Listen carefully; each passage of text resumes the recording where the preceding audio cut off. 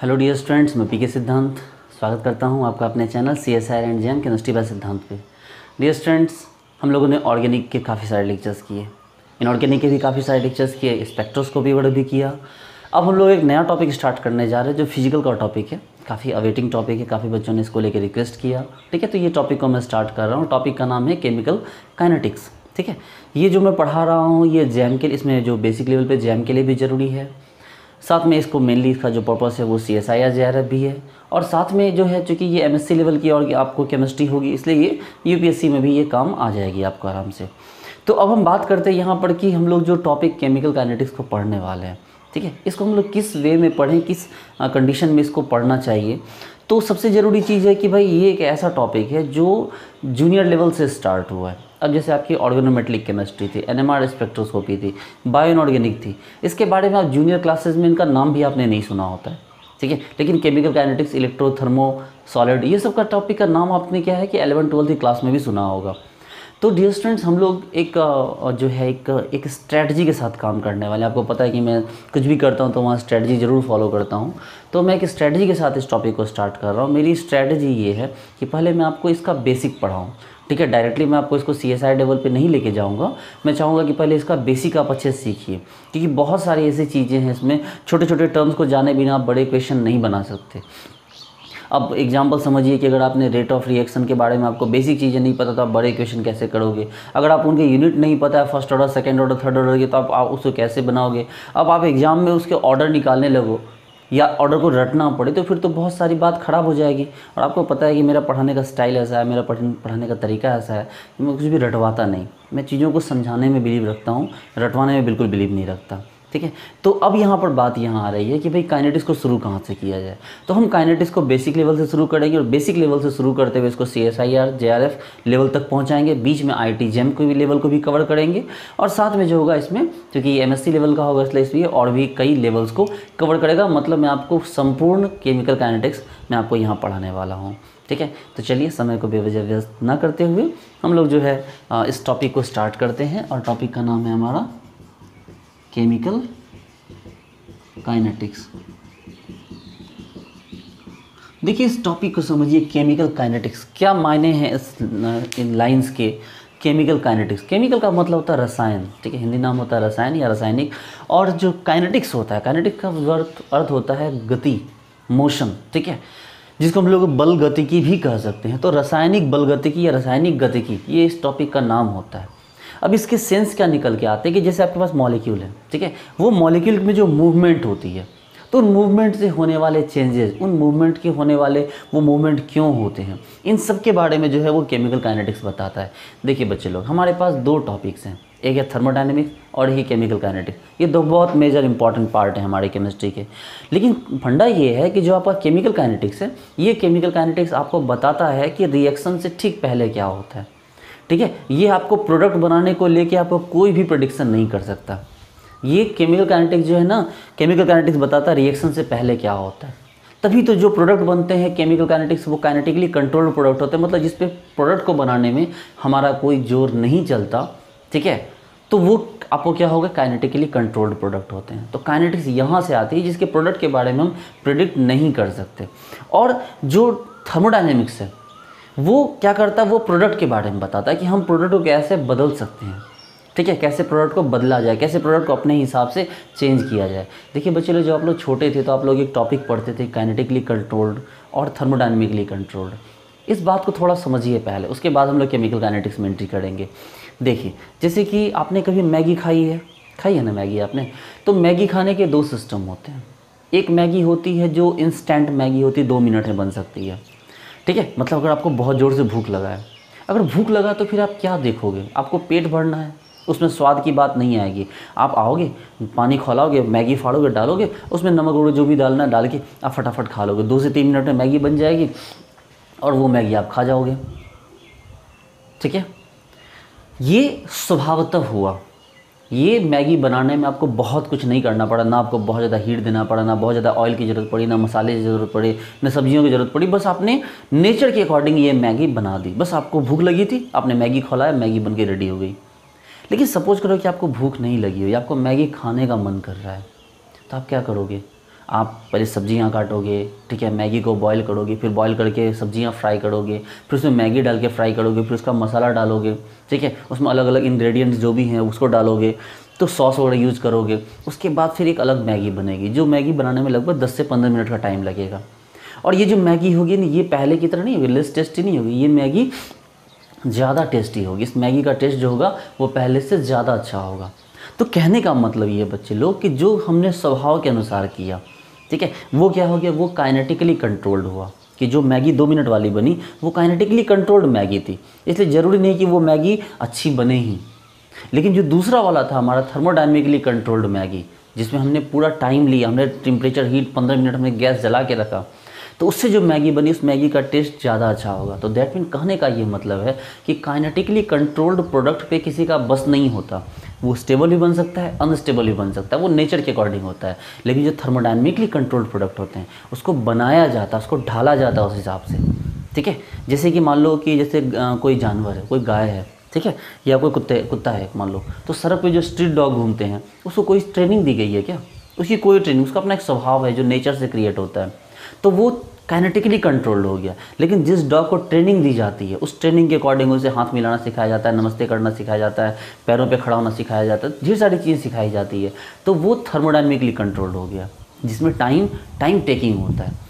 तो चलिए हम लोग वापस आते हैं अपने केमिकल काइनेटिक्स टॉपिक पर, ठीक है। केमिकल काइनेटिक्स का मतलब ये है कि भाई रासायनिक बल गतिकी, कि रसायन के अंदर जो चेंजेस होते हैं, ठीक है, रसायन के अंदर जो क्या होते हैं, जो उसमें मतलब उनमें मूवमेंट्स होते हैं, उसके बारे में हम लोग कहाँ पढ़ते हैं, हम लोग केमिकल काइनेटिक्स में पढ़ते हैं, ठीक है। देखिए सबसे पहले बात की जाती है यहाँ पर कि भाई टाइप्स ऑफ रिएक्शन, कि अगर हम केमिकल काइनेटिक्स की बात कर रहे हैं तो हम पहले बात करते हैं टाइप्स ऑफ रिएक्शन कि भाई रिएक्शन के टाइप्स कितने होते हैं। तो रिएक्शन यहाँ पर 3 टाइप के होते हैं। सबसे पहले होता है वेरी फास्ट, या इसी को बोलते हैं इंस्टेंटेनियस रिएक्शन। क्या बोलते हैं? वेरी फास्ट और इंस्टेंटेनियस रिएक्शन। नंबर 2 होता है वेरी स्लो रिएक्शन, और नंबर 3 होता है मॉडरेट रिएक्शन, ठीक है।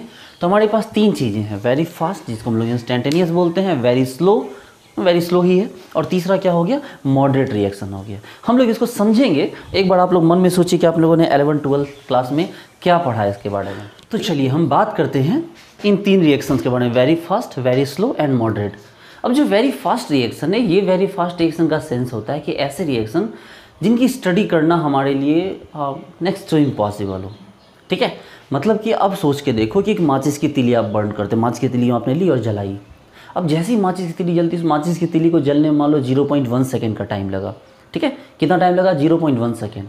तो अगर एक माचिस की तीली को जलने में अगर 0.1 सेकेंड का टाइम लग रहा है, तो क्या 100 माचिस की तीली को जलने में क्या 10 सेकेंड लग जाएंगे? बिल्कुल नहीं।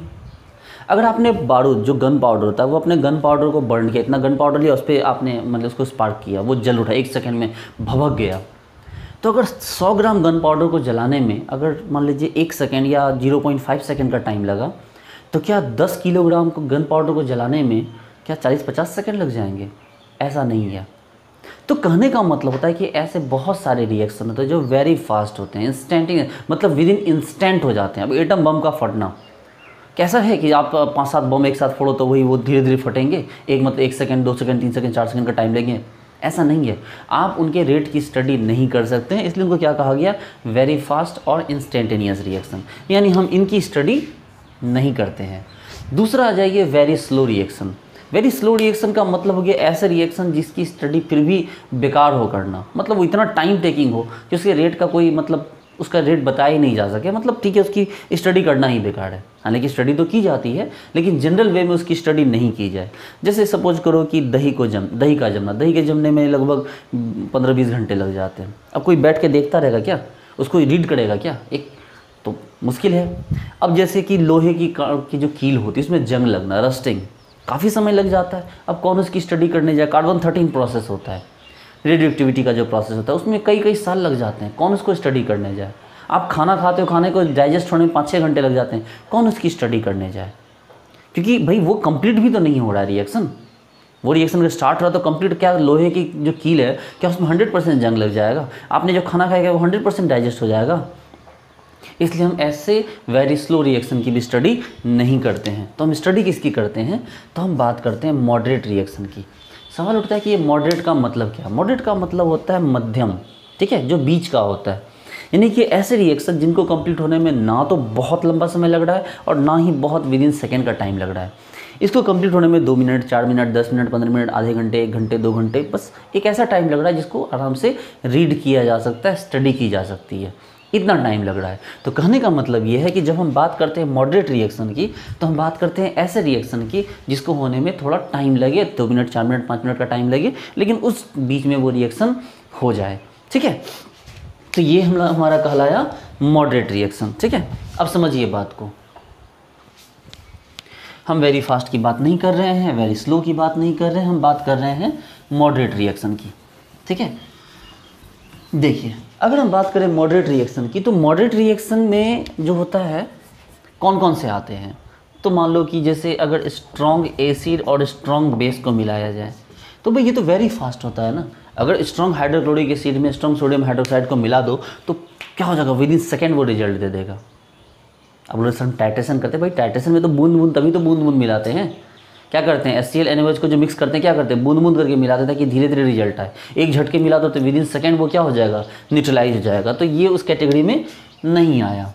अगर हम बात करते हैं वीक एसिड वीक बेस तो भैया ये इसको तो कई दिन लग जाएंगे, ये भी उस कैटेगरी में नहीं आया, ठीक है।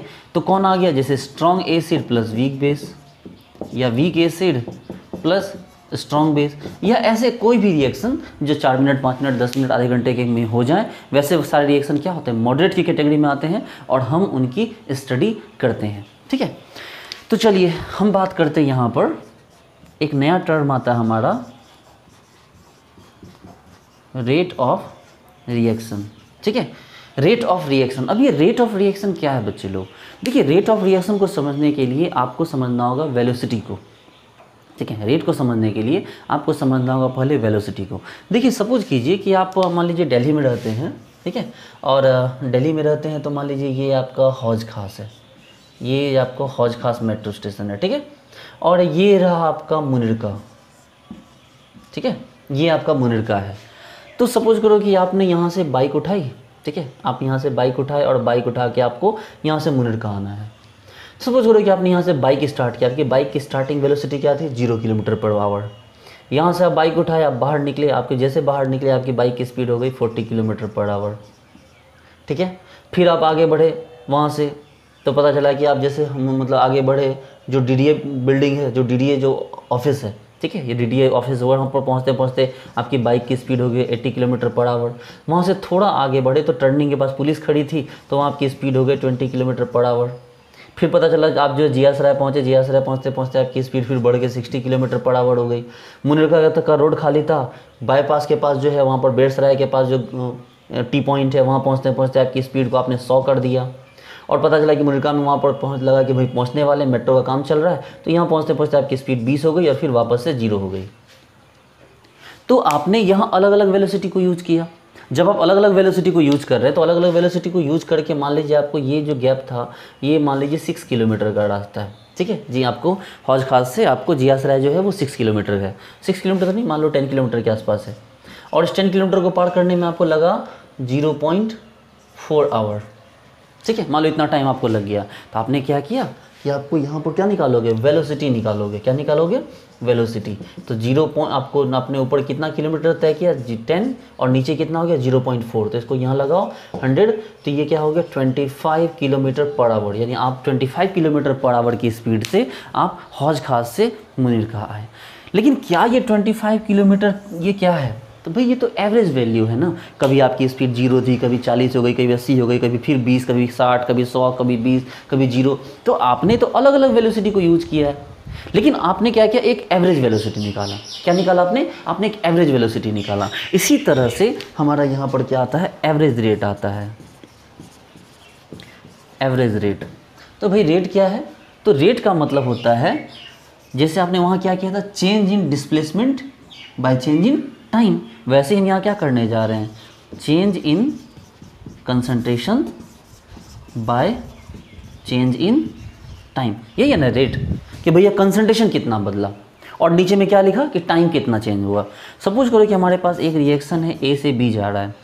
जब t इक्वल टू 0 टाइम लिया तो हमने इसका लिया है 10 मोल, कंसंट्रेशन है इसका मान लीजिए 10 मोल पर लीटर, ये इसका कंसंट्रेशन है। उसमें b क्या था, 0 था। और 10 मिनट के बाद हमने देखा कि भाई ये 10 मोल से घट के क्या हो गया, ये 4 मोल बच गया है, और ये क्या हो गया, 6 मोल बन गया।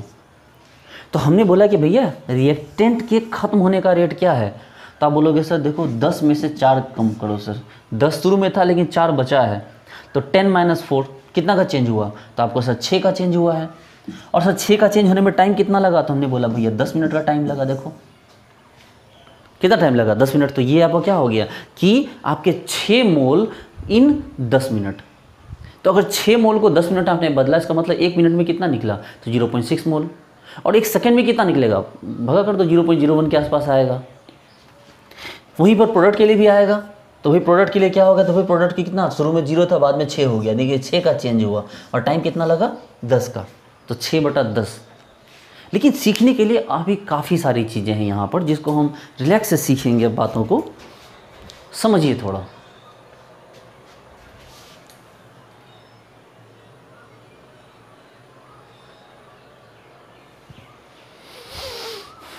समझेंगे कि हमने ये जो टर्म यहाँ पर यूज़ किया, ठीक है, हमने यहाँ पर ये टर्म यूज़ किया है क्या, कि change in concentration by change in time. लेकिन हमने ये चीज़ देखा कि भाई चेंज चूँकि बड़ा हो रहा है, 2 मिनट 4 मिनट 5 मिनट 10 मिनट का चेंज हो रहा है, तो इस चेंज को हम क्या लिखेंगे, डेल्टा से लिखेंगे। तो डेल्टा कंसंट्रेशन और बटा डेल्टा क्या, टाइम। तो ये एवरेज रेट का फॉर्मूला हो गया। क्या हो गया एवरेज रेट का फॉर्मूला, चेंज इन कंसंट्रेशन बटा चेंज इन टाइम। ये हमारा क्या हो गया, एवरेज रेट का फॉर्मूला हो गया।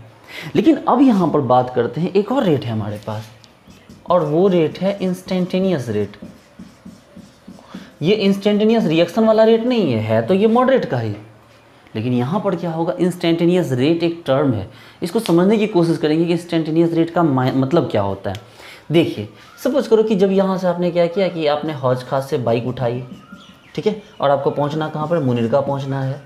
अब हौज खास से जब बाइक उठाई तो आपने बाइक की अलग अलग स्पीड से आप बाइक चला रहे हो, कभी 20 कभी 40 कभी 30 कभी 70 कभी 80 कभी 100 कभी फिर 0, आप अलग अलग स्पीड से चला रहे हो। आपसे मैंने सवाल पूछा कि जो DDA बिल्डिंग है, जो DDA ऑफिस है, DDA ऑफिस के में जो HDFC का जो आपको ATM है, उस HDFC ATM के ठीक सामने जो रोड पर एक पत्थर रखा हुआ था, उस पत्थर के ऊपर जब आपके बाइक का पिछला चक्का आया, ठीक है, ये आप बाइक चला रहे हो मान लो, तो उस बाइक का जब पिछला चक्का उस ATM के ठीक सामने वाले रोड पे पड़े हुए पत्थर के ऊपर जब आपका पिछला चक्का बिल्कुल 90 डिग्री एंगल पे चढ़ा, उस समय आपके बाइक की स्पीड क्या थी।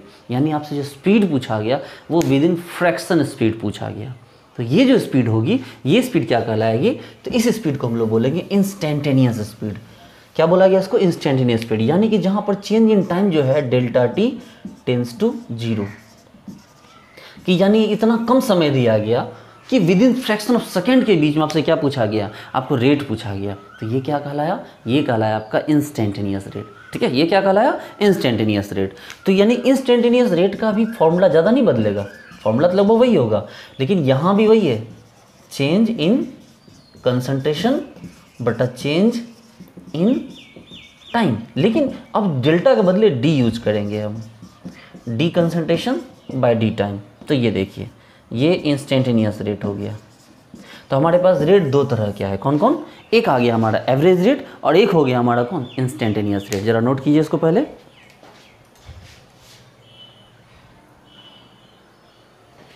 चलिए नोट कर लिया होगा आपने।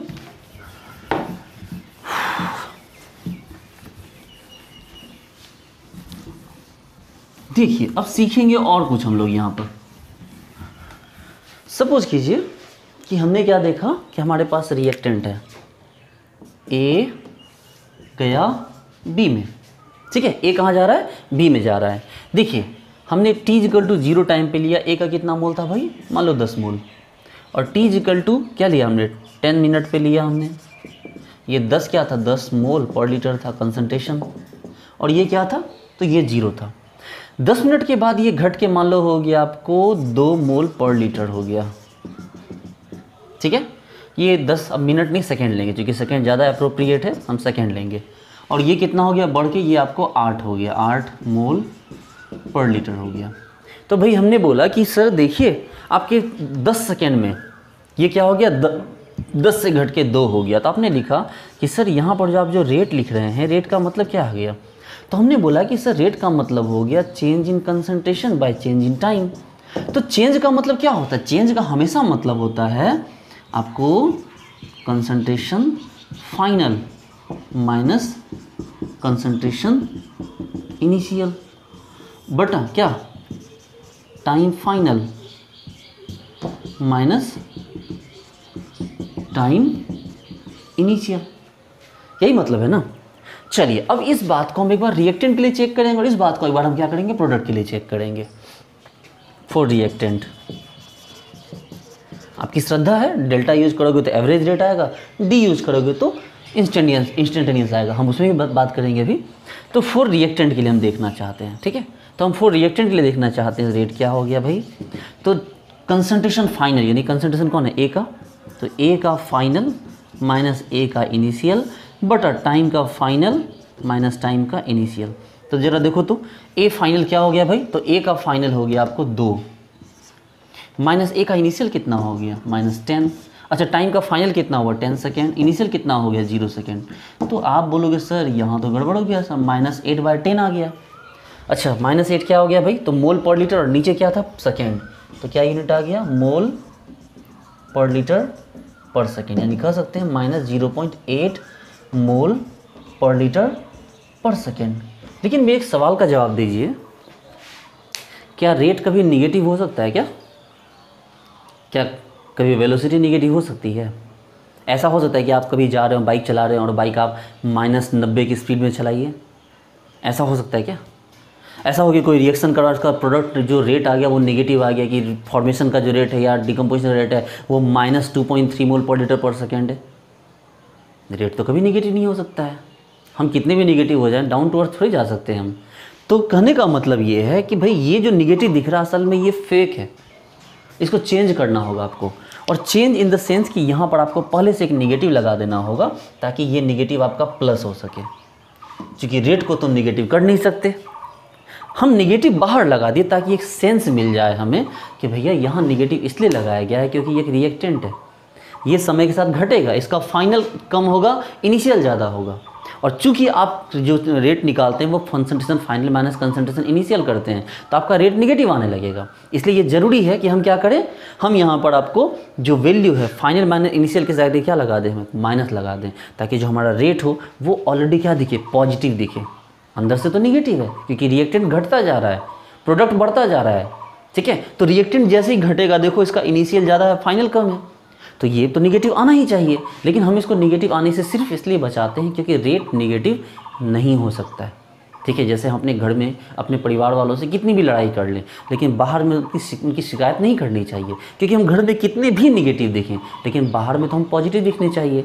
तो वही वाली बात है, ठीक है। तो इस निगेटिव को बचाने के लिए यहाँ पर क्या लगा दिया जाता है, माइनस लगा दिया जाता है। इस माइनस का मतलब है कि ये रिएक्टेंट के बारे में है और रिएक्टेंट समय के साथ घट रहा है। अच्छा बात करते हैं प्रोडक्ट के बारे में, प्रोडक्ट के रेंज में देखते हैं। तो प्रोडक्ट का क्या होगा, देखो तो बी का फाइनल माइनस बी का इनिशियल और डिवाइडेड बाय टी का फाइनल माइनस टी का इनिशियल। देखो तो बी का फाइनल कितना है, तो सर 8, इनिशियल कितना है 0। अच्छा टाइम फाइनल कितना है, तो टाइम फाइनल हो गया 0 आपको 10 और इनिशियल कितना हो गया 0, तो ये 8/10 यानी ये +8/10 ही आया, तो +8/10 मोल पर लीटर पर सेकेंड। तो इसमें छेड़छाड़ वाली कोई बात नहीं है, इसका जो रेट आया वो क्या हुआ, ऑलरेडी पॉजिटिव ही आया। यानी कहने का मतलब है बच्चे लोग कि हम यहाँ पर इसको ऐसे लिख सकते हैं, इसको मिटा रहे हैं, हम इस चीज़ को लिख सकते हैं आराम से,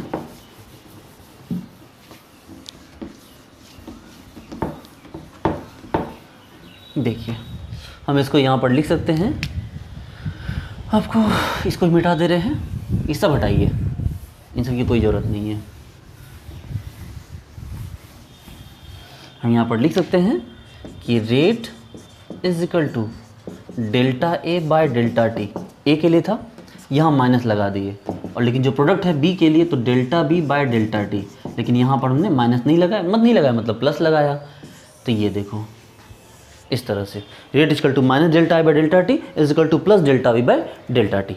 अच्छा, इसी को ये हमने तो रेट एवरेज देखा था ना, लेकिन इसी रेट को अगर इंस्टेंटेनियस हम देखेंगे तो क्या हो जाएगा, minus d A by d t is equal to plus d B by d t. देखो ये क्या हो गया, इंस्टेंटेनियस हो गया।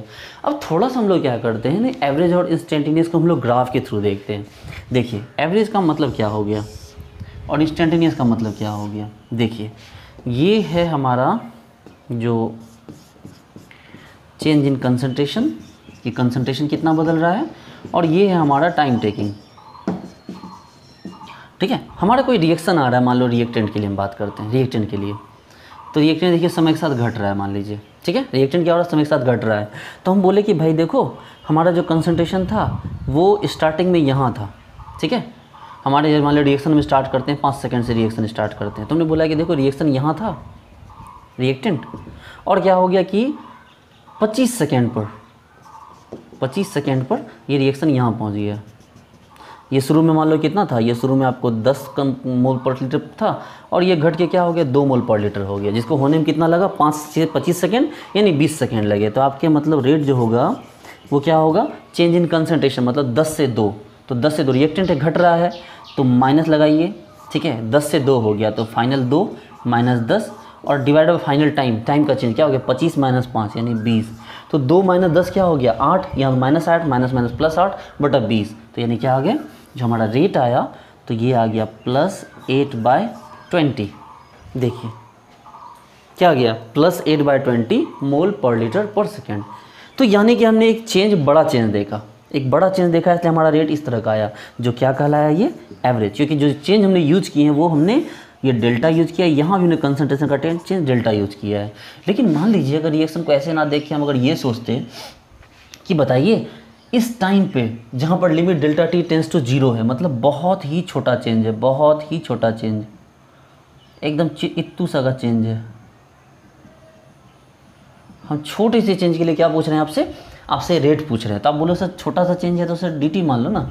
हम बोले ठीक है, और सर कंसंट्रेशन का चेंज तो भी तो कुछ होगा, तो हम बोले हाँ कंसंट्रेशन डी सी मान लो उसको। तो आपका रेट क्या हो गया, तो रेट हो गया d C by d t. चूँकि कंसंट्रेशन रिएक्टेंट का है इसलिए माइनस लगा दो, तो रेट क्या हो गया minus d C by d t. तो ये मायने हैं, ठीक है, कि अगर आपको एक टाइम पीरियड में निकालना तो इस तरह निकलता है, और अगर क्या होगा इंस्टेंट के लिए निकलता है तो ये वाला term d C by d t आता है, क्योंकि ये इंस्टेंट के अंदर निकल रहा है। तो आपको बात समझ में आई होगी। चलिए नोट कीजिए, आगे बढ़ते हैं।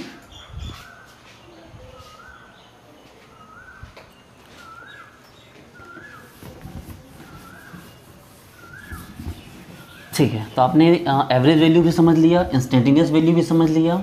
ठीक है, अब थोड़ा और आगे हम लोग यहाँ से बढ़ते हैं। देखिए हम एक रिएक्शन लिखते हैं, A plus B gives out C and plus D। A plus B gives out C plus D। देखिए इसके मायने क्या है इस रिएक्शन का मतलब ये है कि देखिए इन सब का स्टोइचियोमेट्रिक कोएफिशिएंट क्या है 1 है। इसका मतलब इसका रेट क्या हो गया, सब आपस में इक्वल है। तो हम ऐसा लिख सकते हैं कि जितनी देर में 1 मोल A खत्म होगा, ये ट्रिपल एरो, उतनी ही देर में 1 मोल B खत्म होगा, उतनी ही देर में 1 मोल C बन जाएगा, और उतनी ही देर में 1 मोल D बन जाएगा। देखिए ये दोनों खत्म हो रहा है रिएक्टेंट, और ये दोनों प्रोडक्ट है तो बन रहा है। तो जितनी देर में 1 मोल A खत्म हो रहा है उतनी देर में 1 मोल B भी खत्म होगा, उतनी देर में 1 मोल C बनेगा, उतनी देर में 1 मोल D भी बन जाएगा। तो कहने का मतलब ये है कि यहाँ पर क्या हुआ कि अगर रेट की बात करें रिएक्शन के, तो A का रेट क्या हो गया minus DA by DT, B का क्या हो गया minus DB by DT, C का क्या हो गया प्लस DC बाय DT, और D का क्या हो गया प्लस DD बाय DT। देखिए ये हो गया। लेकिन अब इसी में थोड़ा सा बदलाव कीजिए, समझिए बदलाव को। A plus 2B gives out 3C plus 4D। यहाँ क्या मतलब है, यहाँ मतलब है कि जितनी देर में 1 मोल A खत्म होगा, देखिए उतनी ही देर में 2 मोल B बन खत्म होगा, और उतनी ही देर में 3 मोल C बनेगा, और उतनी ही देर में 4 मोल D बन जाएगा। देखिए समझिए बात को। देखिए जितनी देर में 1 मोल एक खत्म होता है उतनी देर में 2 मोल बी खत्म होगा, उतनी देर में 3 मोल सी बनेगा, उतनी देर में क्या होगा 4 मोल डी बनेगा। इसके क्या मायने इस बात के? मतलब देखिए यहाँ पर ये मतलब है, सपोज करो कि ए का रेट और बी का रेट जो खत्म होने का था वही सी और डी का रेट बनने का है, यानी वो सभी के रेट आपस में क्या है, इक्वल है। ठीक है, मतलब कि जैसे आप लोग जो है 4 फ्रेंड आप लोग काम कर रहे हो, ठीक है, 4 फ्रेंड आप काम कर रहे हो, क्या है कि जैसे कि आपने जैसे कि आपके पापा ने क्या किया कि आप लोग 4 फ्रेंड हो, ठीक है, आपके पापा क्या किए कि 100 पीस लेके आए लंगड़ा आम। लंगड़ा आम समझते हो ना? हाँ, तो आपके पापा 100 पीस लंगड़ा आम लेके आए और 100 पीस जो है वो बम्बई वाले आम लेके आ गए, बम्बई आम जिसको हम लोग बोलते हैं। तो 100 पीस लंगड़ा और 100 पीस बम्बई आम, तो उन्होंने क्या किया 100 पीस आम इसको दिए और 100 पीस आम इसको दिए, और इसको बोला कि भाई जो लंगड़ा आम खाएगा उसकी गुठली तुम्हें जमा करना, और इसको बोला कि भाई जो बम्बई आम खाएगा उसकी गुठली तुम्हें जमा करना।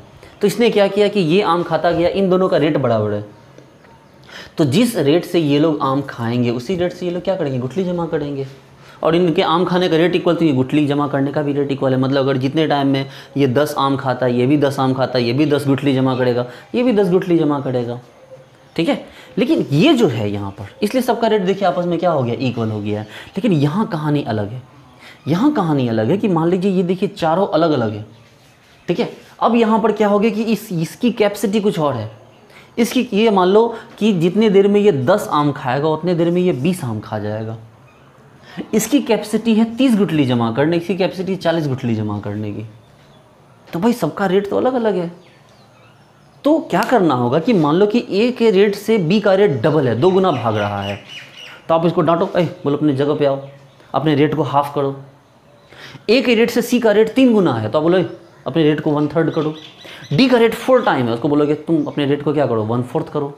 तो कहने का मतलब है कि ए का रेट जो है जितना है उससे डबल बी का रेट है, उससे ट्रिपल सी का रेट है, और उससे 4 टाइम क्या हो गया, डी का रेट है। अगर हमें इन्हें आपस में क्या करना है, इक्वल करना है, तो आपको क्या करना होगा, रेट इज इक्वल टू, यानी कि क्या, जो ए का रेट है minus d A by D T. ये तो चलो अपनी जगह सही, अकेले है, इसमें तो कोई बात ही नहीं है। लेकिन बी का रेट इससे डबल है, यानी कि जो हम लिखेंगे minus d B by D t, इसके आगे क्या लगाना होगा, 1/2 करना होगा, ताकि ये क्या कर सके, इसका हाफ हो जाए। क्योंकि देखो इसका ए के रेट से बी का रेट डबल है, तो अगर उसको 1/2 करोगे तभी तो वो इसके इक्वल होगा ना। सी का रेट ट्रिपल है, तो सी चूँकि बन रहा है d C by D t, तो सी का रेट क्या हो गया, ट्रिपल है। तो सी का रेट अगर ट्रिपल है तो आप उसको 1/3 करोगे तभी तो वो क्या होगा, रेट के बराबर होगा। डी का रेट 4 टाइम है, तो आप उसको क्या करोगे, आप उसको 4 टाइम करोगे, 1/4 करोगे, तभी तो वो क्या होगा, रिएक्शन के रेट के इक्वल होगा, है कि नहीं। सपोज करो कि मान लो कि जैसे आप 4 दोस्त हो, ये देखो, एक ये है, एक ये है, एक ये है और एक ये है, 4 दोस्त हो, आप लोग पतंग उड़ा रहे हो। ये दोस्त पतंग उड़ा रहा है 100 मीटर के हाइट पे, ये दोस्त पतंग उड़ा रहा है 200 मीटर की हाइट पे, ये दोस्त पतंग उड़ा रहा है 300 मीटर की हाइट पे, ये दोस्त पतंग उड़ा रहा है 400 मीटर की हाइट पे। तो हम चाहते हैं कि भाई सब लोग एक रेंज में आ जाएं। तो एक रेंज में लाने के लिए क्या है, देखो ये 100 था तो ये 200 था, हम बोले चलो अपने पतंग को हाफ हाइट पे लेके आओ। ये क्या हो गया कि ये आपको कहाँ चला गया, ये 300 की हाइट पे, तो हम बोलेंगे चलो इसको 1/3 पे लेके आओ। ये 4 टाइम चला गया, मतलब चलो इसको 1/4 पे लेके आ जाओ। तो भाई मेरे इसके रेट को हमने क्या किया, उसके उसी नंबर से डिवाइड किया जिस नंबर से वो मल्टीप्लाई दिख रहा था। मल्टीप्लाई दिखना मतलब ये उस रेट से भाग रहा है, तो हमें क्या करना, उसको रिएक्शन के इक्वल लाने के लिए हमको उसी नंबर से क्या करना होगा, उसे डिवाइड कर देना होगा। ठीक है, चलिए पहले नोट कीजिए, समझाते हैं।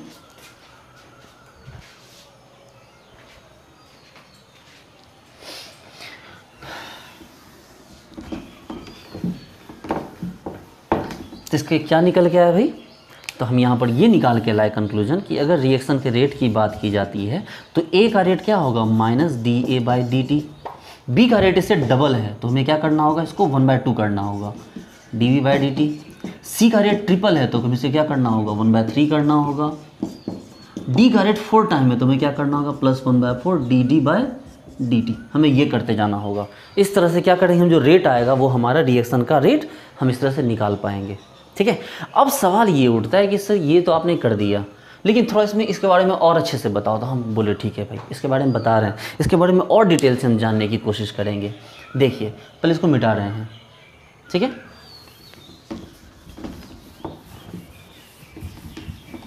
एक सिंपल सा रिएक्शन उठाते हैं, एक जो है क्या करते हैं हम लोग, सिंपल सा रिएक्शन उठाते हैं। देखिए एक इजी सा सिंपल सा रिएक्शन उठाते हैं हम। देखिए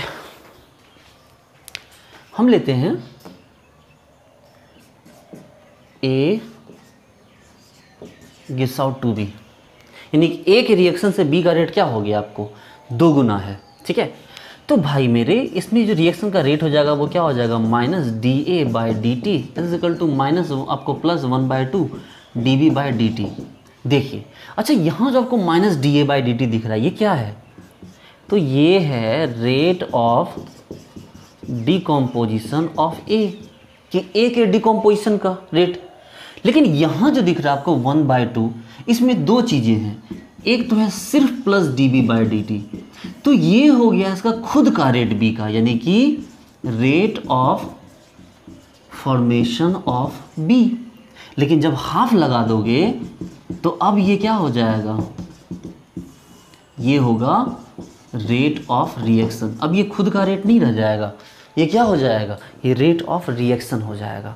देखिए मेरी बात समझिए, जैसे कि एक घोड़ा है, ठीक है, एक घोड़ा दौड़ता है, एक घोड़े के दौड़ने की बहुत तेज़ स्पीड है, एक घोड़ा जो है बहुत ज़्यादा तेज़ी से दौड़ सकता है, ठीक है।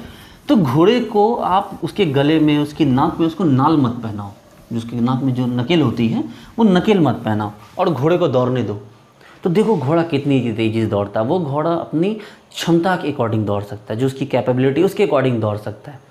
लेकिन अगर आप उसको अपने हिसाब से दौड़ाना चाहते हैं, मान लो कि उसके ऊपर दूल्हा बिठा दो और दूल्हे को लेके वो अपनी स्पीड में दौड़ जाए, तो क्या हो जाएगा, फिर तो वो दूल्हा उड़ा देगा।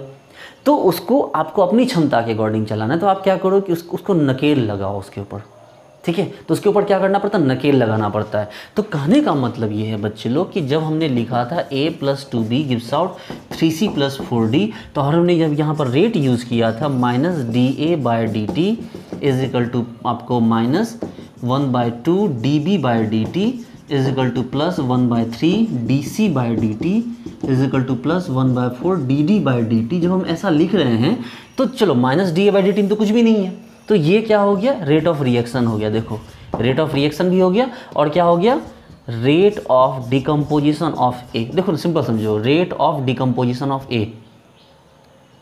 चलो ये देखो, ये -dB/dt है हाफ लगा के, तो ये अभी फ़िलहाल रेट ऑफ रिएक्शन है सिर्फ।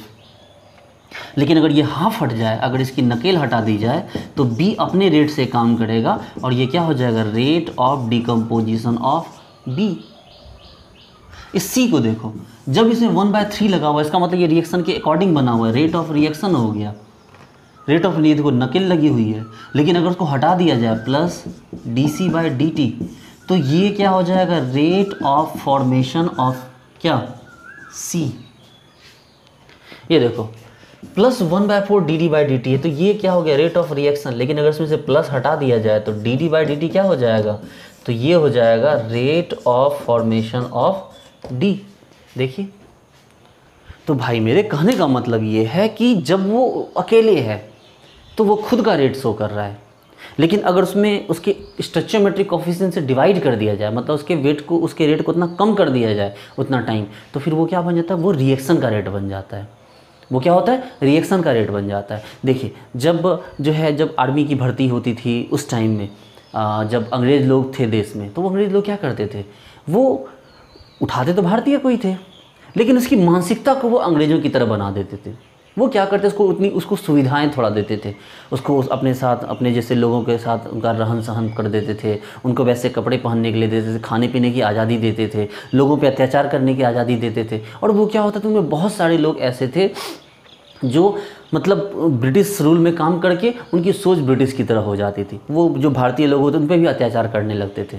तो असल में तो वो भारतीय थे, लेकिन उनको नकेल कस दी गई, जिसके कारण वो क्या करते थे, वो ब्रिटिश लॉ के अकॉर्डिंग काम करते थे, ब्रिटिश शासन के अकॉर्डिंग काम करते थे। तो मतलब वो थे अंदर से भारतीय, लेकिन दिखावा किसका करते थे, तो वो अंग्रेज होने का दिखावा करते थे, इस तरह से शो ऑफ करते थे। तो वही वाली बात यहाँ पर होती है कि अगर इसको अकेले देखा जाए तो ये खुद का रेट है, चाहे वो डिकम्पोजिशन का रेट हो, चाहे वो फॉर्मेशन का रेट हो। लेकिन अगर स्टोइचियोमेट्रिक कोएफिशिएंट से डिवाइड कर दिया जाए तो अब ये खुद का रेट नहीं रह जाता है, ये कंप्लीट रिएक्शन का रेट हो जाता है। आई बात समझ में? चलिए पहले नोट कीजिए, आगे बढ़ते हैं।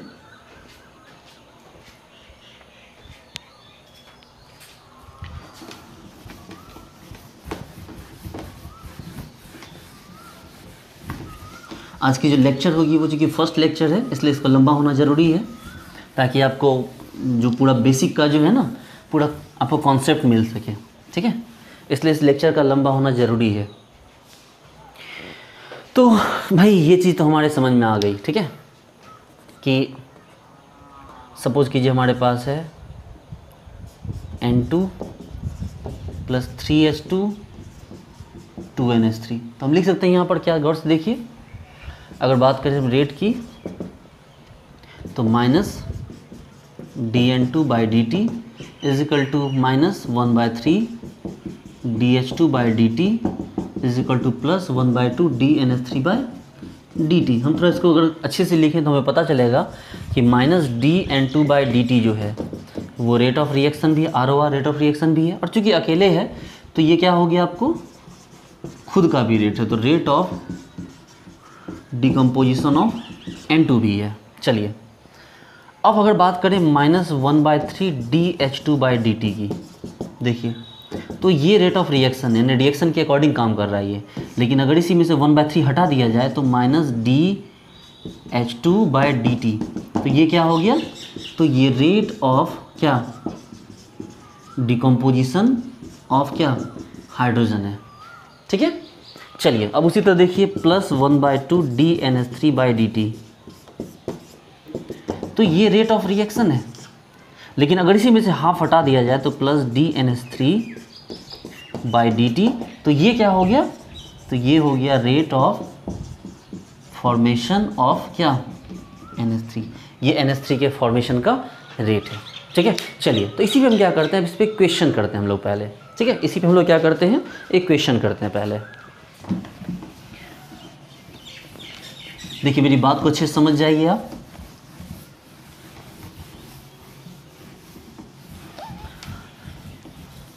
देखिए हमने लिखा एक क्वेश्चन कि in given reaction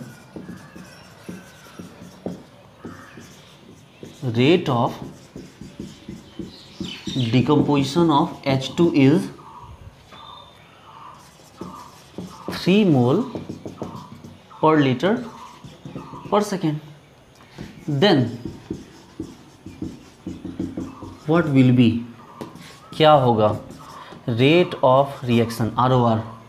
number B, rate of decomposition of N2। भाई ऐसे एग्जाम में नहीं होगा, चिंता मत कीजिए, वो देना पड़ रहा है क्योंकि जगह कम है।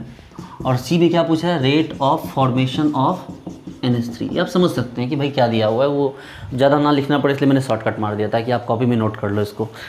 तो भाई आपसे रेट ऑफ रिएक्शन पूछ रहा है, rate of decomposition of N2 पूछ रहा है, rate of formation of NH3 पूछ रहा है। चलिए, और क्या दे रखा है आपको, 3 mole per litre per second किसका दिया हुआ है, rate of decomposition of H2। चलिए पहले रिएक्शन लिखते हैं, rate equal to -dN2/dt is equal to -1/3 dH2/dt is equal to +1/2 dNH3/dt। चलिए तो भाई रेट तो यहीं से निकल जाएगा, लेकिन आपको ये दिया हुआ ये, तो आप पहले रेट लिखो। देखो रेट और -dN2/dt एक ही चीज़ है, देखो ना, इज इक्वल टू -1/3, 1/3 को अलग कर दो और क्या लिखो, -dH2/dt। यही है ना, तो दिया हुआ है rate of decomposition of H2, मतलब ये दिया हुआ है, ये माइनस लगा के, माइनस को बाहर मत रखना, ये माइनस इसके रेट का पार्ट है जो बता रहा है कि भाई ये घट रहा है। तो rate of decomposition of H2 कितना दिया हुआ है, 3 mole per litre per second. कहाँ दिया हुआ है, 3 mole per litre per second. इसकी जगह 3 रखो तो 1/3 × 3 mole per litre per second, तो क्या हो गया, 3 कट गए तो क्या हो गया, 1 मोल पर लीटर पर सेकेंड। तो देखिए तो रेट का भी फॉर्म, रेट भी कितना आ गया, 1 मोल per litre per second, -dN2/dt भी कितना आ गया, 1 मोल पर लीटर पर सेकेंड। तो ये दो चीज़ें तो आपकी निकल गई, ये आ गया और ये आ गया। अब बात करेंगे rate of formation of NH3 की। ठीक है, अब बात करेंगे rate of formation of NH3 की। तो चलिए देखिए, इसको यही रहने दीजिए। जरा rate of formation of NH3 की बात कीजिए तो इसका मतलब में क्या करना होगा, इन दोनों को आपस में कंबाइन कीजिए।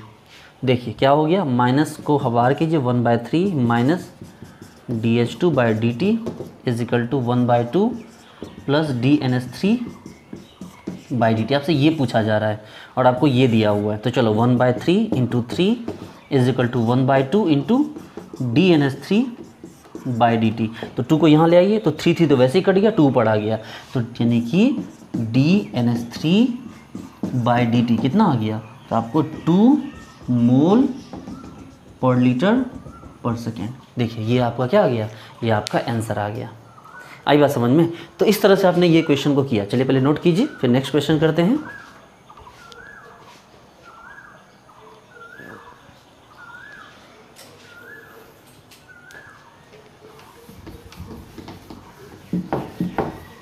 चलिए ये क्वेश्चन आपसे जरूर बना होगा अच्छे से।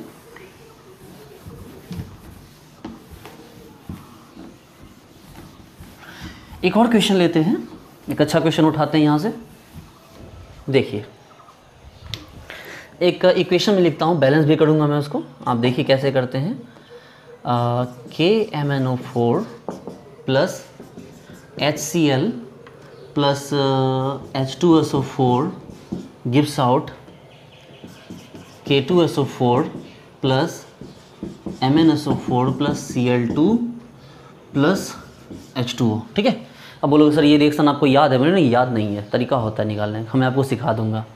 ठीक है, 2 तो 2 KMnO4 2 मैंगनीज, तो मैंगनीज में 2 लॉक हो गए टोटल। चलिए सल्फेट है 1 2 3, तो 3 लग गए, ये भी लॉक हो गया। ठीक है, अब बच गया 2 क्लोरीन, तो यहाँ 2 क्लोरीन, तो ये लगा, ये भी लॉक हो गए। अब कितने हो गए, 2 हाइड्रोजन हो गए, 2 हाइड्रोजन यहाँ और 3 6 हाइड्रोजन यहाँ, तो 6 2 8 हाइड्रोजन, तो यहाँ पर क्या हो गया, 4 हो गए, तो ये भी लॉक हो गया। तो ये तरीका मैं आपको सिखाऊंगा। देखिए मैंने देखा है कि बहुत सारे बच्चों को इसमें दिक्कत होती है, उनको लगता है सर ये बैलेंस कैसे करेंगे, तो भाई आसान है, इतना भी मुश्किल नहीं है इसको बैलेंस करना। आप लोग डरते हैं सिर्फ, ठीक है, ये डर 11 12 से ही आप लोगों का चलता आ रहा है, शायद यही जरूर रीज़न है कि आपको इतनी सारी प्रॉब्लम आती है। लेकिन मैं आपको ना सिखाऊंगा, एक जो है ना, एक चैप्टर में, एक लेक्चर में सिर्फ बैलेंसिंग के ऊपर बना दूंगा और आप देख लेना कि कैसे बैलेंस करते हैं। ठीक है, बहुत मज़े से आपको हो जाएगा। तो चलो ये एक बैलेंस रिएक्शन है। आपको यहाँ सवाल दे रहा है कि rate of decomposition of H2SO4 is equal to दे रहा है 9 mole per litre per second, यानी कि rate of decomposition of H2SO4 दिया 9 mole per litre per second, और पूछ क्या रहा है, तो आपसे पूछा क्या जा रहा है, तो हम देखते हैं, लिखेंगे रेट ऑफ डिकम्पोजिशन किसका किसका, KMnO4 का पूछ रहा है। देखिए ये समझिए, रेट ऑफ डिकम्पोजिशन KMnO4 का पूछ रहा है, HCl का पूछ रहा है। रेट ऑफ फॉर्मेशन किसका किसका पूछ रहा है, तो K2SO4 का पूछ रहा है, MnSO4 का पूछ रहा है, Cl2 का पूछ रहा है और H2O का पूछ रहा है। और क्या पूछ रहा है साथ में, और साथ में पूछ रहा है रेट ऑफ रिएक्शन। इतनी सारी बातें ये क्या कर रहा है, पूछ रहा है। चलिए तो पहले इस क्वेश्चन को आप ना बनाने की कोशिश कीजिए, वीडियो को पॉज कीजिए और वीडियो को पॉज करके इस क्वेश्चन को बनाने की कोशिश कीजिए। ठीक है, मैं दूसरा मार्कर लेके आता हूँ तब तक। चलिए वीडियो को पॉज कीजिए और बनाइए।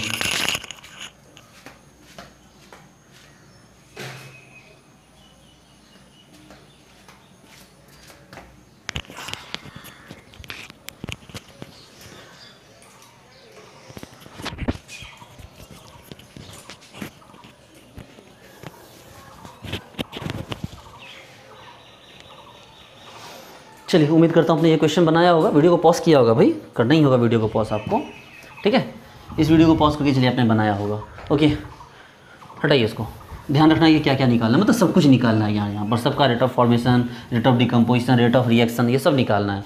अब पता नहीं आपने कैसे बनाया होगा, आपको बनाने में 4 मिनट 5 मिनट 10 मिनट कितने लगे, मेरे तरीके से देखो इसको कितना बिल्कुल आसानी से बनाया जाता है।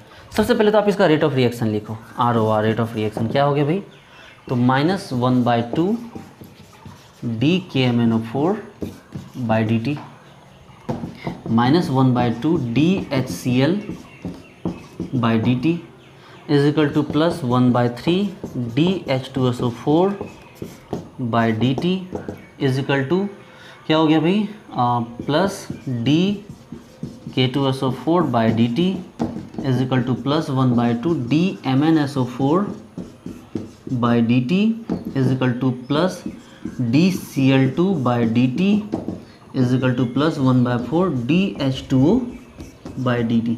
ये इतनी सारी बात है, ठीक है, आपको यहाँ निकालना है। और इस सब के बीच में आपको दिया क्या गया है, तो दिया गया rate of decomposition of H2SO4 is equal to क्या 9 mole per litre per second. ये आपको दिया हुआ है, मतलब आपको दिया हुआ है minus DH2SO4 by dt is equal to 9 mole per litre per second. ये आपको दिया हुआ है, ये देखिए, देखो ये है, इसका खुद का रेट है, इसलिए हमने किसी से डिवाइड नहीं किया है। अब ये मत सोचना है कि सर -1/3 दिया हुआ है, नहीं, -1/3 DH2SO4 बाई dt नहीं दिया हुआ है, -DH2SO4 बाई dt दिया गया, मतलब इसका खुद का रेट दिया गया है। तो चलो ये खुद का रेट यहाँ पर आपको दे दिया गया है, तो एक काम करो ना, इसके रेट को लिख देते हैं हम। देखो यही है ना,